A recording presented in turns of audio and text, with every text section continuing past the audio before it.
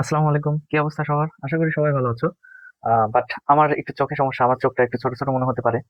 বাম পাশের চোখটা, কারণ আমার চোখে একটু চোখটা একটু ফুলে আছে আর কি। তো চলো আমরা কথা না বাড়িয়ে আজকের সমাধানটা শুরু করব।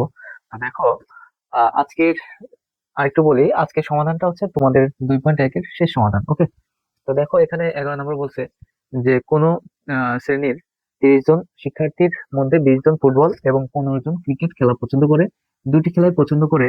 এরূপ শিক্ষার্থীর সংখ্যা 10 জন। কতজন শিক্ষার্থী দুটি খেলাই পছন্দ করে না তা ভেনচিত্রের সাহায্যে প্রকাশ করো। তো দেখো, এই অঙ্কটা করতে হলে আমাদের একটা ভেনচিত্র আঁকতে হবে। তোমরা সবাই জানো ভেনচিত্র কিভাবে আঁকতে হয়। যেহেতু এখানে দেখো ফুটবল খেলা এবং ক্রিকেট খেলার কথা বলছে, তার মানে দুইটা চিত্র আঁকলে আমাদের হবে, দুইটা বৃত্ত আঁকতে হবে। ঠিক আছে। আচ্ছা, আমাদের বৃত্তটা ছোট হয়ে গেছে, আর একটু বড় ঠিক আঁকি। আমাদের চিত্রটা ছোট হয়ে গেছে, মানে বৃত্তটা আমরা আর একটু বড় আঁকি। ওকে, এই টোটাল, দেখো এই টোটালটাকে ইউ ধরবো, মানে ধরো একটা ক্লাসরুম, 30 জন শিক্ষার্থী, সেই ক্লাসরুমকে ইউ দ্বারা এটা একটা ক্লাসরুম যেখানে 30 জন শিক্ষার্থী আছে, তাদের সংখ্যাকে ইউ এর সাথে তুলনা করেছি।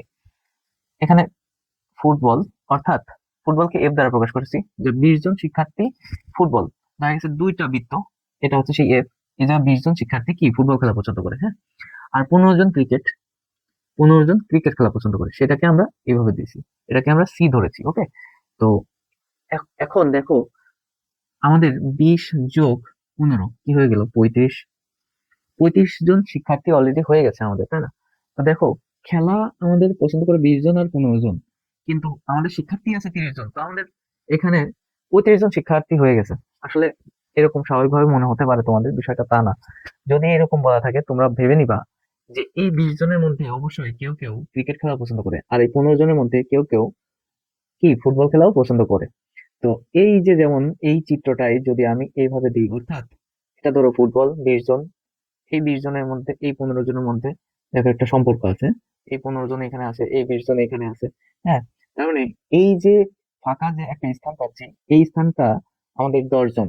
হ্যাঁ, কিভাবে 10 জন? এখানে বলতে যে দুটি খেলাই পছন্দ করে এরূপ শিক্ষার্থীর সংখ্যা 10, অর্থাৎ এই ধরো আমাদের চিত্র, হ্যাঁ, এই জায়গা দুটি খেলাই পছন্দ করে আমাদের 10 জন। দুটি খেলাই পছন্দ করে কি 10 জন, অর্থাৎ ফুটবল ও ক্রিকেট, ফুটবল ও ক্রিকেট খেলা পছন্দ করে আমাদের কি 10 জন। ওকে, তো এই যে আমরা দেখো চিত্রটাকে ভাগে, কয়েক ভাগে ভাগ হয়েছে, তাই না? তো এটাকে আমরা দিই পি কিউ আর এস। এখন এসটা কি? এসটা আমাদের এখানে দেখো বলছে দুটি খেলাই পছন্দ করে না, তাদের ভেনচিত্র সাহায্যে নির্ণয় করো। অর্থাৎ দুটি খেলাই পছন্দ করে না এরকম একটা ভেনচিত্র আমাদের আঁকতে হবে, মানে এরকম একটা মান আমাদের বের করতে হবে না। কারণ কি, 23 জনের মধ্যে তো দুটি খেলার একটা খেলাও পছন্দ না করতে পারে, তাই না? তো এরকম লোক আছে না, কিছু কিছু তোমাদের ফ্রেন্ডরা আছে না, দেখো যে ফুটবল ক্রিকেট কিছুই খেলতে পারে না, তাই পছন্দও করে না, হ্যাঁ। তো এই সেই শিক্ষার্থীর সংখ্যাকে এস ধরা হয়েছে, হ্যাঁ। তাহলে ওই এস এর মানটা আমাদের বের করতে হবে। তো চলো আমরা জাস্ট একটু প্রাথমিক ধারণা দিলাম এখানে, আমরা একটু লিখি। আমরা এখন লেখা শুরু করি। আচ্ছা দেখো, এখন আমরা লিখলাম। তো আমরা লিখলাম হচ্ছে ফুটবল খেলা পছন্দ করে এরূপ শিক্ষার্থীর সংখ্যাকে কি এফ সেট ধরছি, মানে এফ। এবং ক্রিকেট খেলা পছন্দ করে এরূপ শিক্ষার্থীর সেটকে আমরা সি ধরেছি। এবং ভেনচিত্রা আয়তকার ক্ষেত্র, মানে এই যে ভেনচিত্র যে আয়তকার ক্ষেত্রটা আমরা পেয়েছি এখানে, তো এই ক্ষেত্রটা হচ্ছে আমাদের 30 জনের একটা ক্ষেত্র, হ্যাঁ। 30 জনের একটা ক্ষেত্র। আর এখানে দেখো বৃত্তটি এফ এবং কিউ একটা, আহ এফ এবং সি একটা কি হয়েছে, নিঃছেদ ছেদে, কি হয়েছে, পরস্পর নিঃছেদ ছেদে বিভক্ত হয়েছে। তা আমরা এটাকে এভাবে লিখতে পারি যে আহ পরস্পর ছেদি দুটি বৃত্ত এফ এবং সি নির্দেশ করা হলো, হ্যাঁ। পরস্পর ছেদি দুটি বৃত্তক্ষেত্র। তো এই যে দুটা কি হয়েছে, আহ পরস্পরের সাথে মিলিত হয়েছে। এবং ভেনচিত্রটি নিঃছেদ ছেদ পি কিউ আর এস, দেখো পি কিউ আর এস, হ্যাঁ, দ্বারা চিহ্নিত, পি কিউ আর এস দ্বারা চিহ্নিত করা হয়েছে। এটা দেখো বিভক্ত হয়েছে কি, চারটা ভাগে বিভক্ত হয়েছে, যে পি কিউ আর এবং এস, হ্যাঁ। তাহলে আমরা বলতে পারি যে এখানে কিউ এর মানটা আমাদের কি দেওয়া আছে, হ্যাঁ, কিউ এর মানটা কি দেওয়া আছে আমরা সেটা বলতে পারি। যে এখানে আমরা বলতে পারি যে অতএব উভয় খেলা পছন্দ করে, উভয় খেলা পছন্দ করে। তাহলে উভয় খেলা পছন্দ করে কি, দেখো এফ কমন সি, অর্থাৎ এটা হচ্ছে কিউ। উভয় খেলা পছন্দ করে কিউ সমান আমরা বলতে পারি এফ কমন সি। অর্থাৎ দেখো এফ কমন সি বলতে আমরা কি বোঝাই, দেখো উভয় উভয় খেলা পছন্দ করে, এখানে কি দেওয়া আছে, এফ কমন সি সমান 10 দেওয়া আছে। হ্যাঁ, উভয় খেলা পছন্দ করে এফ কমন সি, অর্থাৎ কিউ সমান কত, 10। তাহলে কিউ সমান যদি 10 হয়, তাহলে পি এর মান কত, তাহলে ফুটবল খেলা পছন্দ করে। অতএব শুধু ফুটবল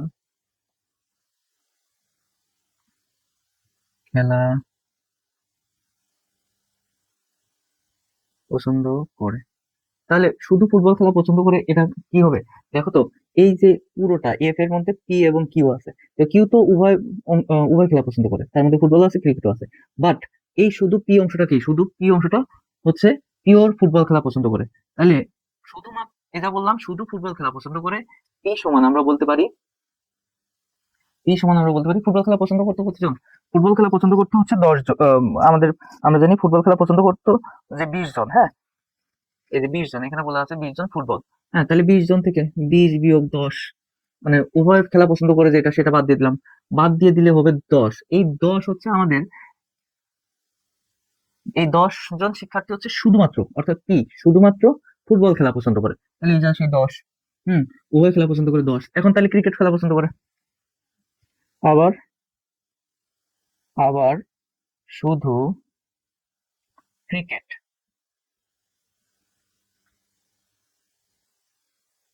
খেলা পছন্দ করে। আর দেখো শুধু ক্রিকেট খেলা পছন্দ করে তার মানে কি, এই যে এটা তো উভয়, এই ক্রিকেটের মধ্যে কিউ আছে তাই না, এই কিউ তো কি উভয় খেলা পছন্দ করে, তার মানে কিউটা বাদ যাবে, শুধুমাত্র আর থাকবে। তাহলে আর সমান কি, আমরা ক্রিকেট খেলা পছন্দ করে কতজন বলছিলাম, এই যে 15 জন ক্রিকেট খেলা পছন্দ করে। অর্থাৎ 15 থেকে উভয় খেলা যে পছন্দ করে যেটা, সেটা বাদ দিয়ে দেবো। হ্যাঁ, তাহলে হবে 5 জন। তাহলে দেখো আমাদের শুধু ফুটবল খেলা পছন্দ করে পেয়ে গেছি। ধরো এটা হচ্ছে শুধু ফুটবল আর ক্রিকেট, ফুটবল খেলা পছন্দ করে 10 জন, উভয় খেলা পছন্দ করে 10 জন, এবং ক্রিকেট খেলা পছন্দ করে কি 25 জন, সরি 5 জন। তাহলে এই যে শুধু ক্রিকেট খেলা পছন্দ করে এত বের করে ফেললাম। এখন তাহলে আমরা কি বলতে পারি দেখো, তাহলে ক্রিকেট একটি মাত্র খেলা বা উভয় খেলা পছন্দ করে, শুধু একটি অথবা উভয় খেলা পছন্দ করে সেরূপ শিক্ষার্থীর সংখ্যা হবে যে 10 যোগ 10 যোগ 10 যোগ 5, অর্থাৎ কত হবে 25। তাহলে আমাদের বাদ বাকি যে 5 জন থাকে তারা কি দুটো খেলা একটা খেলা পছন্দ করে করে না, যেহেতু আমাদের মোট শিক্ষার্থী কতজন, 25 জন। 25 জন, তাহলে 25 থেকে 30 থেকে মোট শিক্ষার্থী 30 জন, 30 থেকে 25 বাদ দিলে 5 হবে। আমাদের খেলা পছন্দ করে 10 জন, 10 জন উভয় খেলা পছন্দ করে 10 জন, এবং শুধু ক্রিকেট খেলা পছন্দ করে 5 জন। তাহলে আমরা বলতে পারি যে উভয় খেলা পছন্দ করে না 5 জন। তাহলে আমরা লিখি এখন যে কত, তাহলে একটি এবং উভয় খেলা, অতএব একটি এবং উভয় খেলা পছন্দ করে, একটি এবং উভয় খেলা পছন্দ করে তাদের সংখ্যা। তাহলে তাদের সংখ্যাকে আমরা কি বলতে পারি, যে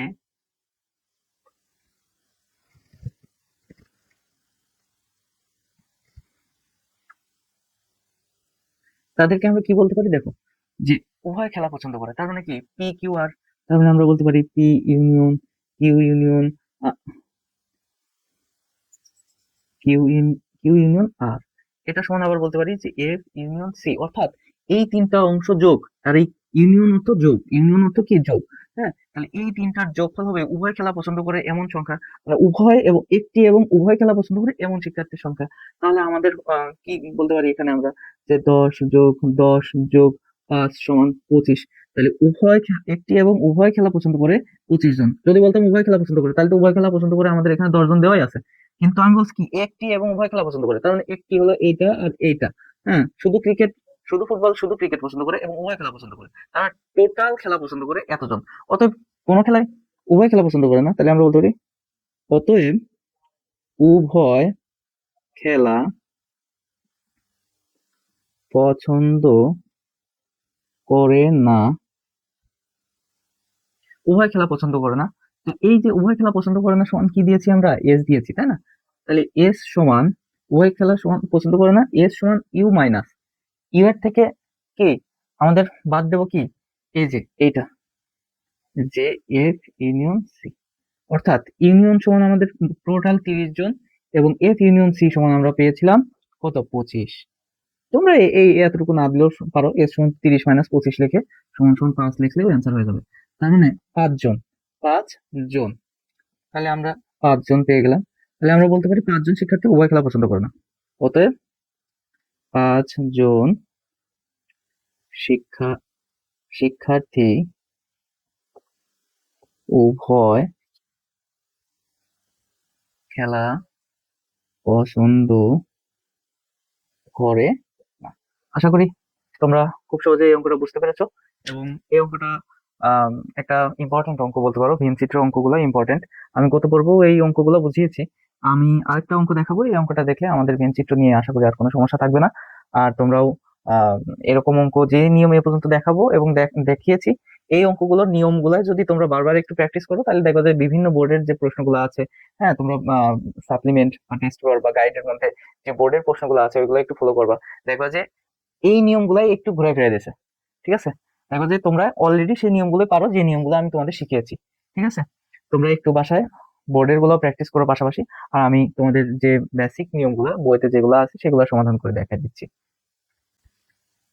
দেখো, আমরা এখন 12 নম্বরের সমাধান করব। এখানে বলা হচ্ছে যে 100 জন শিক্ষার্থীর মধ্যে কোনো পরীক্ষায় 65 জন শিক্ষার্থী বাংলায়, 48 শিক্ষার্থী বাংলা ও ইংরেজি উভয় বিষয়ে পাস, এবং 15 জন শিক্ষার্থী উভয় বিষয়ে ফেল করেছে। এখন এখন বলছে সংক্ষিপ্ত পদ্ধতি, সংক্ষিপ্ত বিবরণ উপরে তথ্য ভেনচিত্রে প্রকাশ করো, মানে সংক্ষিপ্ত বিবরণ দিয়ে ভেনচিত্রের মাধ্যমে প্রকাশ করতে বলছে। হ্যাঁ, তাহলে কয়ের সমাধান করবো আমরা এখন। তাহলে আগে আমরা এই চিত্র করতে হলে দেখো, আগে আমাদের কি আঁকতে হবে, একটা ভেনচিত্র এঁকে নিতে হবে। আমরা এরকম ভেনচিত্র এঁকে নিব। তো ভেনচিত্রে দুইটা আমাদের কি বৃত্ত হবে। তো ভেনচিত্রে দেখো 100 জন শিক্ষার্থীর মধ্যে পরীক্ষা দিয়েছে, তার মানে এই একটা ক্লাসরুমে, ধরো এটা একটা ক্লাসরুম, একটা ক্লাসরুমে 100 জন শিক্ষার্থী আছে, যেটাকে আমরা ইউ ধরে নিছি। হ্যাঁ, এবং এখানে বলছে বাংলায়, বাংলায় যে পাশ করেছে সেটাকে আমরা বি ধরে নিছি, এই পাশে বি, এবং সাবজেক্ট আমাদের কোনটা দেখো, 65 জন শিক্ষার্থী বাংলায় এবং 48 জন শিক্ষার্থী বাংলা ও ইংরেজি উভয় বিষয়ে পাশ করে। আমি ইংরেজি, বাংলা আর ইংলিশ, এই পাশের অংশকে ইংলিশ ধরতে পারি, এবং বাংলা ও ইংরেজি উভয় অংশ হচ্ছে এই অংশটা পাশ করেছে। তো এটাকে আমরা ধরি পি কিউ আর, আর এস হচ্ছে উভয় বিষয়ে ফেল করেছে যে অংশটা, সেটা আমরা ধরে নিছি। তো আমাদের দেখো ভেনচিত্র আঁকা কিন্তু শেষ, ভেনচিত্র আঁকা কিন্তু শেষ। ঠিক অনুরূপ ভাবে 11 নম্বর ভেনচিত্র যা, এটাও তাই। তো এই ভেনচিত্রের মাধ্যমে আমরা কি বলতে পারি, যে এখানে আয়তকার, আয়তকার ভেন চিত্রেও, ভেনচিত্রটির ইউ দ্বারা 100 জন শিক্ষার্থীর শিক্ষার্থীর সেট, এবং এবং কি এই যে বৃত্তর মধ্যে, এবং ভেনচিত্রের মধ্যে যে বৃত্ত দুটা আছে, দেখো তো বৃত্ত দুটা বি এবং সি, বি এবং ই দ্বারা, মানে বাংলা এবং ইংরেজিকে নির্দেশ করতেছে। হ্যাঁ, এবং দুটি বৃত্ত বি এবং ই, বি এবং ই বাংলা এবং ইংরেজি, বাংলা এবং ইংরেজি এর কি, বাংলা ও ইংরেজি এর পাশের পাশ সংখ্যার সেটকে বোঝাচ্ছে, বা এভাবে বলতে পারো, বাংলা ও ইংরেজি বিষয়ে পাশ, বিষয়ে বিষয়ে পাশের সেটকে বোঝানো, তোমরা যেটা বোঝো সেটা লেখা, বোঝানো হয়েছে। এবং এই সেটটি 4 ভাগে বিভক্ত হয়েছে। হ্যাঁ? এবং এবং ভেনচিত্রটি, এবং ভেনচিত্রটি ভেন এবং ভেন চিত্র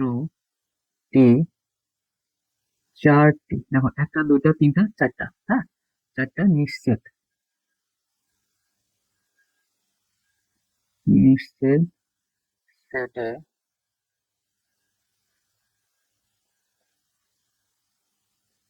বিভক্ত হয়েছে।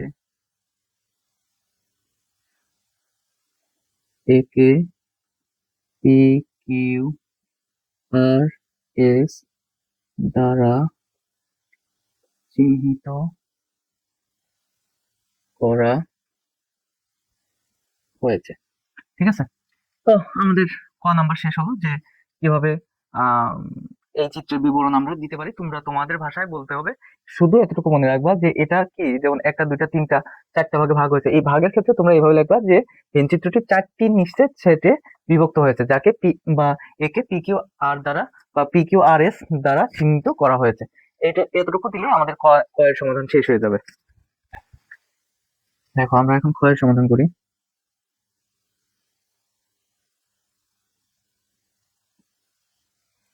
দেখো খতে বলেছে যে শুধু বাংলায় ও ইংরেজিতে পাশ করেছে ওদের সংখ্যা নির্ণয় করে, যে বাংলা ও ইংরেজিতে পাশ করেছে ওদের সংখ্যা নির্ণয় করতে বলছে।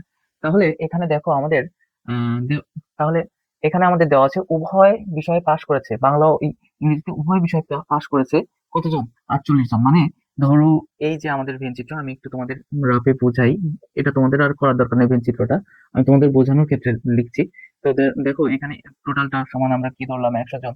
এখন আমাদের উভয় বিষয়ে পাশ করেছে কি, 48 জন, এবং বাংলায় পাশ করেছে 65 জন। অর্থাৎ এই যে পুরো বৃত্তটা হচ্ছে 65 জন, পুরো বৃত্তটা ছিল আমাদের কি, পুরো বৃত্তটা হচ্ছে 65 জন, তাহলে 48 জন হচ্ছে উভয় বিষয়। তার মানে 48 জন যদি 65 থেকে বাদ যায়, তাহলে আমরা কি পাবো জানো, শুধুমাত্র এই অংশের মান পাবো, শুধুমাত্র এই অংশের মান পাবো। হ্যাঁ, তাহলে 48 থেকে বাদ দাও, যে 8 হাতে 15 কত হয়, 9 10 11 12 13 14 15, তাহলে হবে 7, তাহলে এই জায়গায় হলো 7, হাতে আমার 1, তাহলে হবে 1, তাহলে হবে কি 1। তার মানে আমাদের এখানে শুধুমাত্র বাংলায় পাশ করে 17 জন, শুধুমাত্র বাংলায় পাশ করে 17 জন, বাংলা ও ইংরেজিতে পাশ করেছে 48 জন। তাহলে শুধুমাত্র ইংরেজি, এই জায়গায় আবার ফেলের সংখ্যা আমাদের কত দেওয়া আছে, এই যে দেখো উভয় বিষয়ে ফেল করেছে 15 জন শিক্ষার্থী। ঠিক আছে, 15 জন শিক্ষার্থী। তাহলে আমরা এখন এই অংশের মান বের করব, শুধুমাত্র ইংরেজিতে পাশ করেছে কতজন সেটা বের করতে হবে। সেটা বের করবো কিভাবে, দেখো আমাদের এটা যোগ করো, দেখো 17 যোগ 15 যোগ 48 যোগ করে কি করবা জানো, 100 থেকে বিয়োগ দিবা। কেন 100 থেকে বিয়োগ দেবো, দেখো আমাদের টোটাল শিক্ষার্থীর সংখ্যা কত জানি, 100 জানি। হ্যাঁ, তো আমরা দেখো বাংলায় শুধুমাত্র বাংলায় পাশ করেছে 17 জন, এটা পেয়ে গেছি। উভয় বিষয়ে পাশ করেছে 48 জন, এটাও পেয়ে গেছি। এবং আমরা জানি যে উভয় বিষয়ে ফেল করেছে 15 জন, এটা জানি। জানি না কি শুধুমাত্র এটা জানি না, শুধুমাত্র এই অংশ অর্থাৎ ই অংশ। হ্যাঁ, এই ই অংশের এই অংশটা হচ্ছে শুধুমাত্র ইংরেজিতে পাশ করেছে এমন সংখ্যা। তাহলে সেটা বের করতে হলে আমরা কি করবো, এই যে দেখো 100-র মধ্যে জানি না শুধু এতটুকু, তাহলে এই তিনটা যদি আমরা যোগ করে দিই, যোগ করে যা পাবো 100 থেকে যদি বিয়োগ করি, তাহলে যেটা পাবো সেটাই হচ্ছে আমাদের শুধুমাত্র ইংরেজিতে পাশ করছে যেটা সেটা। তাহলে এটা আমরা যোগ করি, যোগ করে দেখলে দেখো 15 আর 17 যোগ করলে হয় 32। হ্যাঁ, 32 আর 48 যোগ করলে হয় হচ্ছে 0, হাতে আমার 1, 3 আছে 80, কি হবে 80, তাহলে আমাদের হবে 20 জন শুধুমাত্র বাংলায়। দেখো শুধুমাত্র ইংরেজিতে পাশ করে 20 জন, তাহলে দেখো এই যে আমরা বাংলায় পাস, ইংরেজিতে পাস, উভয় বিষয়ে পাস এবং উভয় বিষয়ে ফেল, সবগুলো যোগ করে দাও এখন আবার, দেখো তো 100 হয় কিনা। তা দেখো 17 যোগ 48 যোগ 20 যোগ কত 15, তাহলে আমরা যোগ করি, যে 17 আর 15 যোগ করলে হবে 32 যোগ 20 যোগ 48। তাহলে এটা যোগ, এই দুটা যোগ করলে হবে, দেখো আমাদের কত হয়, 32 আর 20 যোগ করলে হবে হচ্ছে 52 যোগ 48, তাহলে হয়ে যাবে আমাদের 100। তাহলে আমরা দেখছো কিভাবে আমরা বের করলাম। তো এটাই আমরা এখানে আমরা কি করব, লিখবো। আমি এটা জাস্ট তোমাকে রাফ করে বোঝালাম। হ্যাঁ, রাফ করে বোঝালাম। এখন আমরা সমাধান করব। দেখো এখন আমরা যেহেতু বাংলায় ও ইংরেজি, বাংলা ও ইংরেজি উভয় বিষয়ে পাস জানি, যে আমরা জানি বা দেওয়া আছে, আমরা জানি, না আমরা লিখি দেওয়া আছে, যেহেতু প্রশ্ন আছে, দেওয়া আছে, দেওয়া আছে বাংলা ও ইংরেজি উভয় বিষয়ে পাস, উভয় বিষয়ে পাস। এখন দেখো বাংলা ও ইংরেজি উভয় বিষয়ে পাস সমান কি, কিউ। এই কিউ সমান আমাদের কত দেওয়া আছে, 48। 48, হ্যাঁ, তাহলে শুধুমাত্র বাংলায় পাস করেছে, অতএব শুধু মাত্র বাংলায় বাংলায় পাস। দেখো শুধুমাত্র বাংলায় পাস মানে কি, এই যে পি অংশ, এটা তো কিউ তো উভয় বিষয়ে পাস, শুধুমাত্র বাংলায় পাস করছে, বাট অন্যান্য সাবজেক্টে যেমন ইংরেজিতে ফেল করছে। হ্যাঁ, ধরো তোমার পরীক্ষা হলো বাংলা এবং ইংরেজি উভয় বিষয়ে পাস করছে 48 জন, তুমি বাংলায় পাস করছো, ইংরেজিতে ফেল করছো, তাহলে তুমি এই সেই উভয় বিষয় মানে বাংলায় শুধুমাত্র পাস করছে যেটা, সেটা হচ্ছে এই পি অংশ, পি এর অংশ। হ্যাঁ, তাহলে পি সমান আমরা বলতে পারি যে আমাদের টোটাল বিটা হচ্ছে 65 জন, টোটাল বিটা হচ্ছে 65 জন। এই যে টোটাল বিটা হচ্ছে বাংলায় পাস করেছে, দেখো এই 15 জন অন্যান্য সাবজেক্টে যে ইংরেজিতে ফেল করছে, সে তার মধ্যে 15 জনও কিন্তু বাংলায় পাস করছে এবং ইংরেজিতেও ফেল করছে, বাট সে তো বাংলায় পাস করছে, মানে এই 15 জন যে আছে, হ্যাঁ, এখানে ধরো সরি 15 জন বলতেছি কেন, এখানে দেখো পি, তাই না, এই পিটা শুধুমাত্র বাংলায় পাস করছে, শুধুমাত্র কি বাংলায় পাস করছে, আর এটা কি 48 জন উভয় বিষয়ে পাস করছে, তার মানে এই উভয় বিষয়ের অংশটা বাদ দিলে আমরা শুধুমাত্র বাংলায় পাই, আর বাংলা টোটালটা পাস করছিল 65 জন। ঠিক আছে, তার মানে আমরা এই টোটাল 65 জন থেকে কি 48 বাদ দেবো, 48 বাদ দেবো, তাহলে হবে কত আমাদের, তাহলে হবে হচ্ছে 17। ঠিক আছে, তাহলে হবে 17, তাহলে পি এর মান আমরা পেয়ে গেলাম 17। এখন তাহলে শুধুমাত্র ইংরেজিতে পাস করেছে কতজন, অতএব শুধু মাত্র ইংরেজি এ আরেকটা বিষয় আমাদের লিখে নিতে হবে যে উভয় বিষয় পাস এবং উভয় বিষয় ফেল, এই জিনিসটা আমাদের লিখে নিতে হবে। হ্যাঁ, এই জিনিসটা আগে লিখে নিতে হবে, তাহলে আমাদের একটু ভালো হবে। হ্যাঁ, উভয় বিষয় পাস করেছে এতজন এবং উভয় বিষয় ফেল করেছে।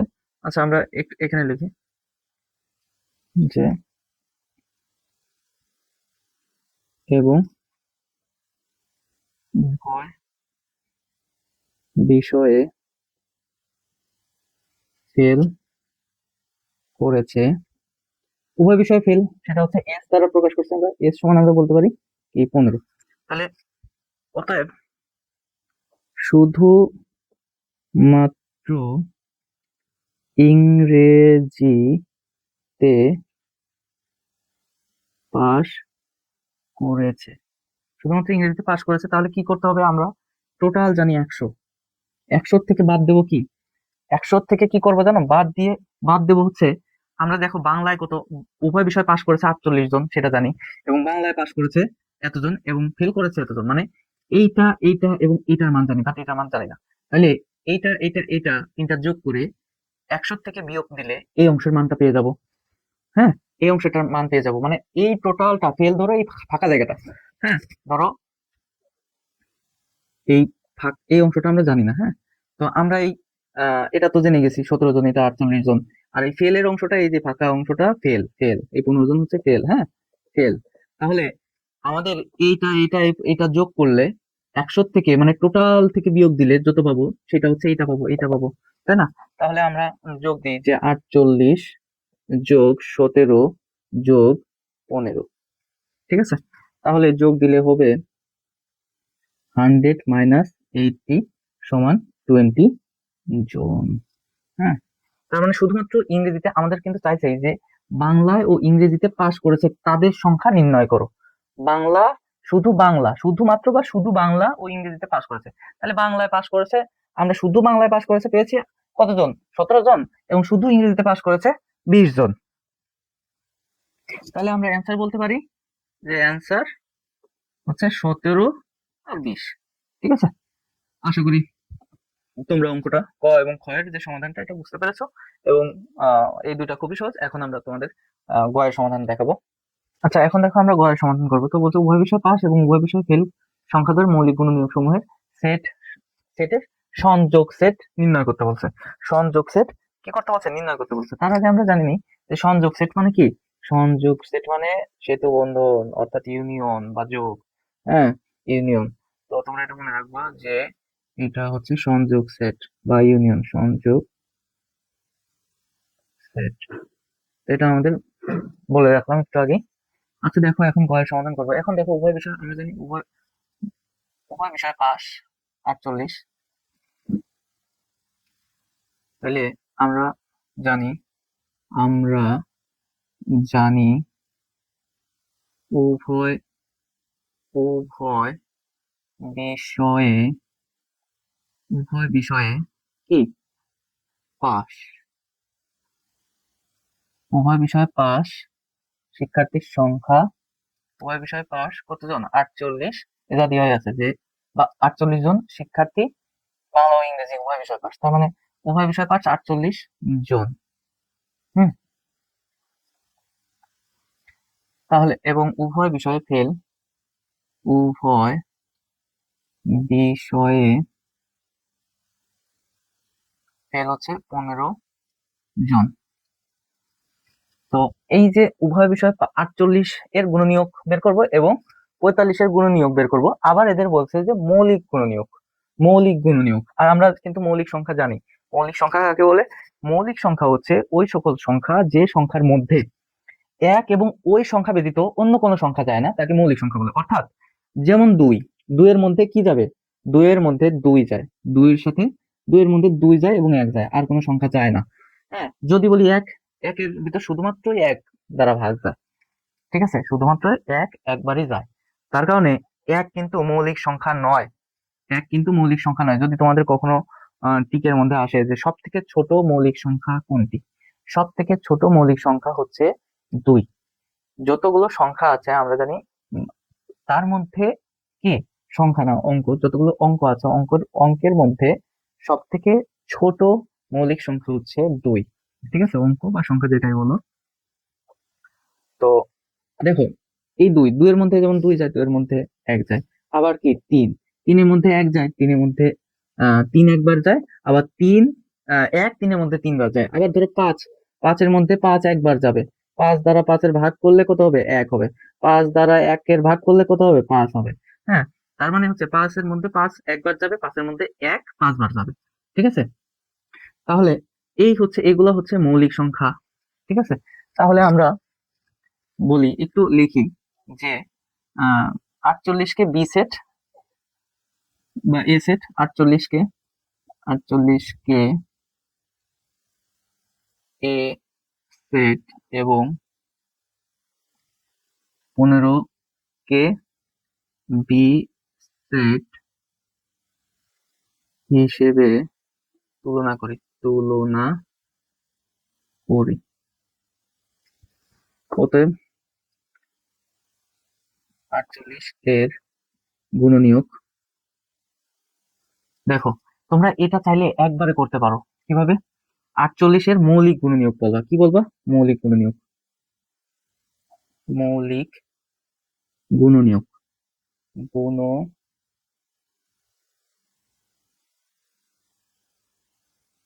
মৌলিক গুণনীয়ক, 48 এর মৌলিক গুণনীয়ক সমান, দেখো 48 এর মৌলিক গুণনীয়ক সমান এ সমান, যেহেতু 48 সমান এসে, তাহলে এ সমান কি বলতে পারি? দেখো এমনি তোমরা একটা রাফ করে নিবা। 48 সমান কি হয়? 48 ভাগ 48 ভাগ 24 গুণ 2, তাহলে এটা কত হয়? 3 ভাগ 4 ভাগ 4 ভাগ 4, তারপরে আবার করে দেখো 48, হ্যাঁ 48 সমান 3 গুণ 4, তারপরে আবার 16 গুণন নিয়োগ, হ্যাঁ 16 গুণন 3। তো এই সংখ্যাগুলো তোমার 48 এর মধ্যে যায়। তো দেখো এখানে মৌলিক সংখ্যা কোনটা কোনটা, দেখো এক তো মৌলিক না, 48 মৌলিক না, 2 24 মৌলিক না, 2 কিন্তু মৌলিক সংখ্যা, 2 কিন্তু এগুলো মৌলিক না, এগুলো মৌলিক না। হ্যাঁ 2 কিন্তু মৌলিক সংখ্যা, হ্যাঁ 12 এগুলো মৌলিক না, এগুলো মৌলিক না, এগুলো বাদ। তবে 3 দেখো মৌলিক সংখ্যা, তাহলে মৌলিক উৎপাদক পেলাম আমরা কি 2 এবং 3, মানে গুণনীয়ক। আবার ঠিক সেম ভাবে আবার 15 এর মৌলিক সংখ্যা বা মৌলিক গুণনীয়ক, মৌলিক গুণনীয়ক বি সমান, তাহলে 15 এর মধ্যে কি যায় দেখো, 15 গুণন 1, তারপরে 3 গুণন 5, 3 5 15। আর কোন সংখ্যা যায়? আর কোন সংখ্যা যায় দেখো, 5 3 বার যাবে, এই তো আর কোন সংখ্যা যায় না। তো দেখো এই দুটা তো আর মৌলিক সংখ্যা না, 3 আর 5 হচ্ছে মৌলিক সংখ্যা, 3 আর 5 হচ্ছে মৌলিক সংখ্যা পেয়ে গেলাম আমরা। ঠিক আছে, তাহলে এদের কি সংযোগ সেট। অতএব এ ইউনিয়ন বি সমান, সংযোগ সেট মানে কি? ইউনিয়ন 2 আর 3, ইউনিয়ন 3 5, তাহলে এটা সমান আমি লিখতে পারি 2 3 5। এটাই আমাদের অ্যান্সার, ওয়াই এর অ্যান্সার হয়ে গেল। আশা করি তোমরা এই অঙ্কটা বুঝতে পেরেছো। অর্থাৎ 12 নম্বরের গ। খুব সহজে বুঝতে পেরেছো, কোনো সমস্যা তোমাদের থাকার কথা না। আর এই অঙ্কের মাধ্যমে আমাদের তোমার 2.1-এর অধ্যায়টা শেষ হলো। আমরা নেক্সট টাইম ইনশাল্লাহ 2.2-এর অঙ্ক করব। তো আশা করি তোমাদের এই অঙ্কের মধ্যে আর কোনো সমস্যা থাকার কথা না। তারপর যদি কখনো সমস্যা মনে হয় তাহলে অবশ্যই কমেন্টের মাধ্যমে জানাবে। আমি অবশ্যই তোমাদের সলভ করে দেওয়ার চেষ্টা করব। আজকের মতো এখানেই শেষ। আল্লাহ হাফেজ।